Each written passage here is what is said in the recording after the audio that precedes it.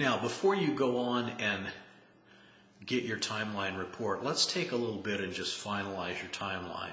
One of the key steps here is to look at the timeline you've created next to the timeline of the average stage lengths and see if there's a decent fit there.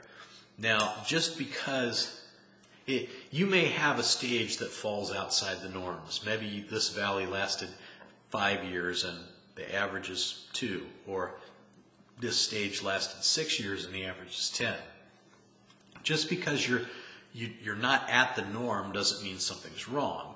But if you're far outside the average range, that's a good thing to just double check and look at and see if maybe there's a better way that I can construct my timeline, or if this is really an accurate representation of what's happening in my life. The timeline model is a model. Every life is not going to fit this exactly. This is an average of many lives and the way that God does things. So if all the details don't fit, that's no big deal. Instead of trying to force your life into the timeline and make it fit, just take what the timeline can tell you about your life and what you can learn from it. That's the purpose of it.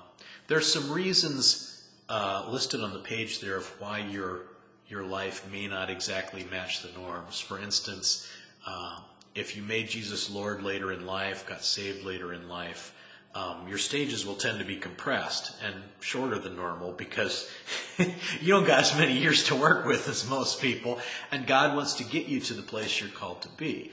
On the other hand, if you made Jesus Lord at a very early age, like 12 or 14, that first stage, your natural promotion stage, may be quite a bit longer because those developmental years are in there too.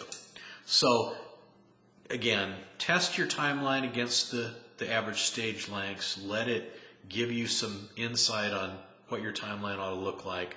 But if you don't fit exactly, that's okay. And once you've got what you want, go ahead and finalize this, and you'll get a report on the stage that you're in and how you can lean into God in it.